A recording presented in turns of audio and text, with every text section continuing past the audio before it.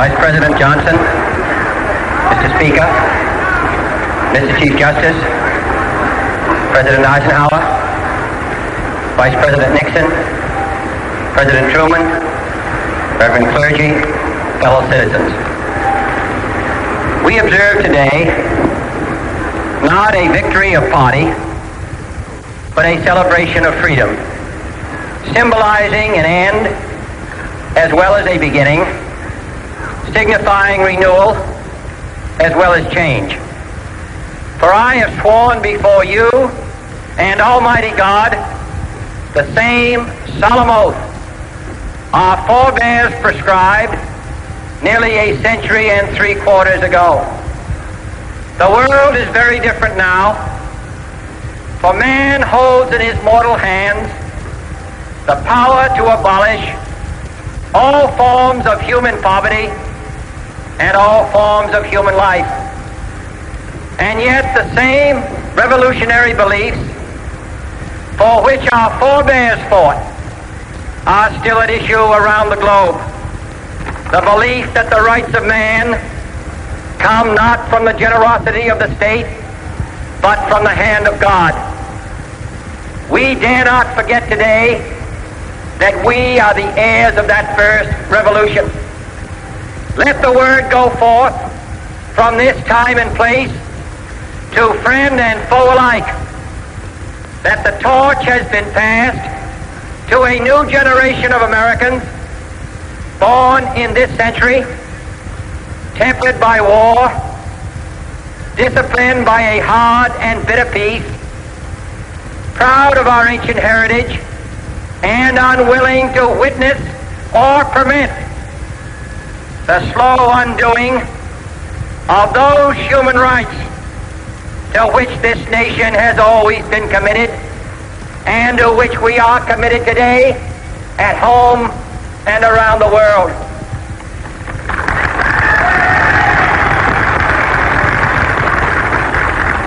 Let every nation know, whether it wishes us well or ill, that we shall pay any price, bear any burden, meet any hardship, support any friend, oppose any foe to assure the survival and the success of liberty.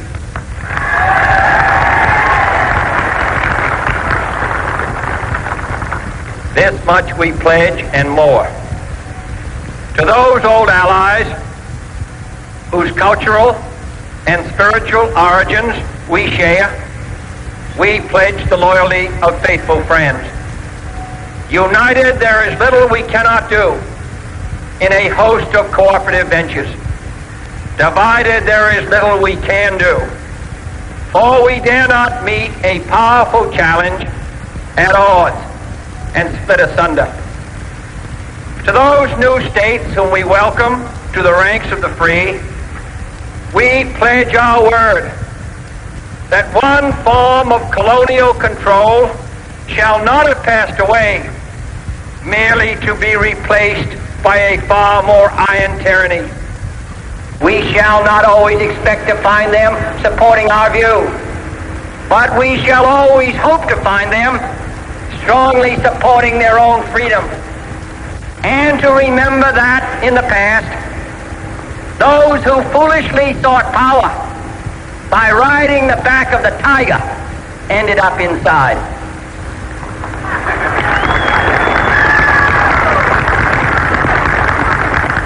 To those people in the huts and villages of half the globe struggling to break the bonds of mass misery, we pledge our best efforts to help them help themselves for whatever period is required, not because the communists may be doing it, not because we seek their votes, but because it is right.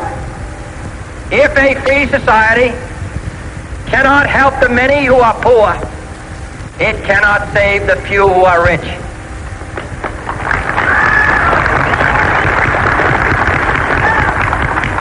To our sister republics south of our border, we offer a special pledge to convert our good words into good deeds, in a new alliance for progress, to assist free men and free governments in casting off the chains of poverty.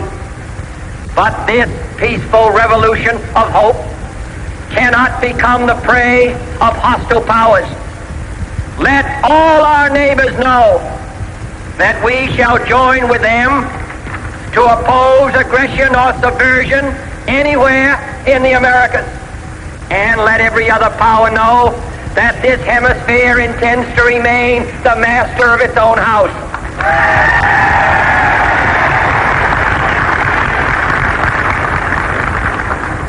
To that world assembly of sovereign states, the United Nations, our last best hope, in an age where the instruments of war have far outpaced the instruments of peace, we renew our pledge of support to prevent it from becoming merely a forum for invective, to strengthen its shield of the new and the weak, and to enlarge the area in which its writ may run.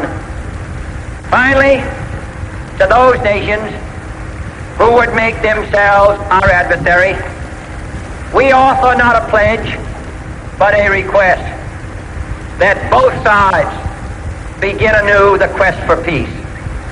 Before the dark powers of destruction, unleashed by science, engulf all humanity in planned or accidental self-destruction, we dare not tempt them with weakness, for only when our arms are sufficient beyond doubt can we be certain beyond doubt that they will never be employed.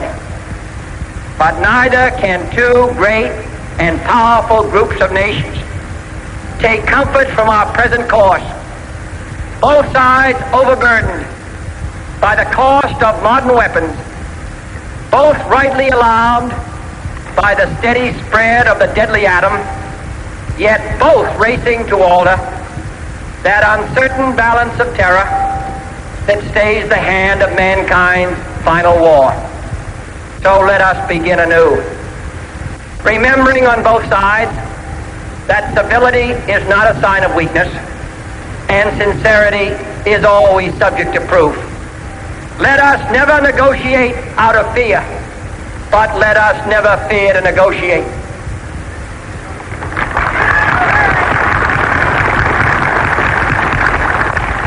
Let both sides explore what problems unite us, instead of belaboring those problems which divide us.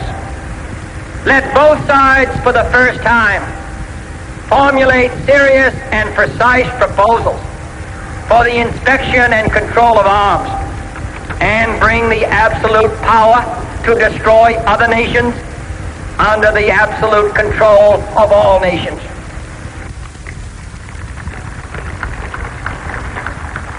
Let both sides seek to invoke the wonders of science instead of its terrors.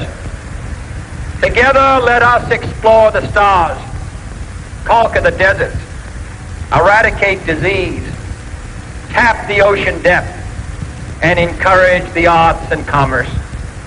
Let both sides unite to heed in all corners of the earth the command of Isaiah to undo the heavy burdens and let the oppressed go free.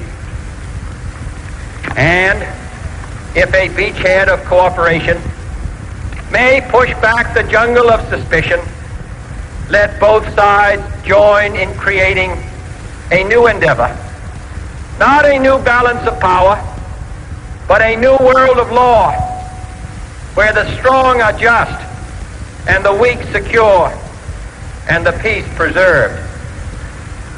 All this will not be finished in the first 100 days, nor will it be finished in the first 1,000 days, nor in the life of this administration, nor even perhaps in our lifetime on this planet. But let us begin.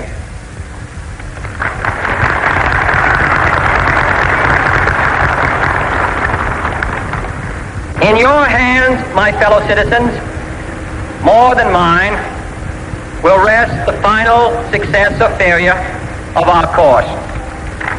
Since this country was founded, each generation of Americans has been summoned to give testimony to its national loyalty. The graves of young Americans who answered the call to service surround the globe.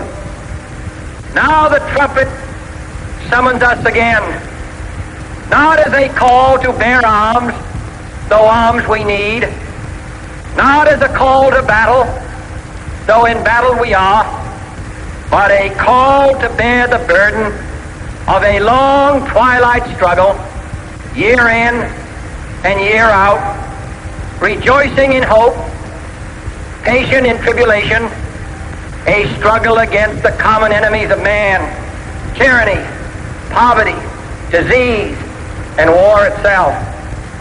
Can we forge against these enemies a grand and global alliance, north and south, east and west, that can assure a more fruitful life for all mankind? Will you join in that historic effort?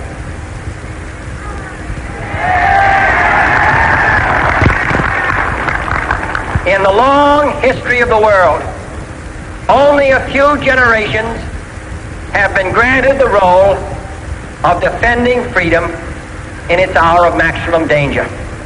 I do not shrink from this responsibility. I welcome it.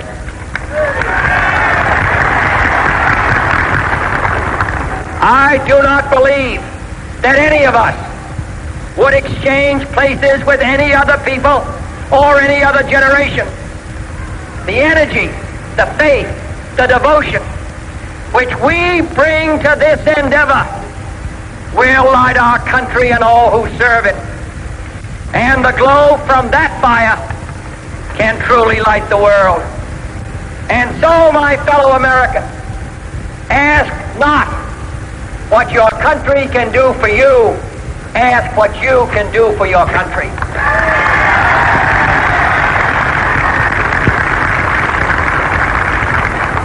My fellow citizens of the world, ask not what America will do for you, but what together we can do for the freedom of man.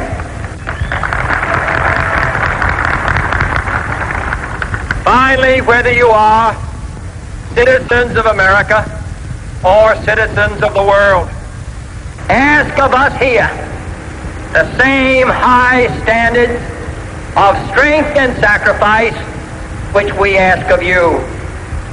With a good conscience, our only sure reward, with history the final judge of our deeds, let us go forth to lead the land we love, asking His blessing and His help, but knowing that here on earth, God's work must truly be our own.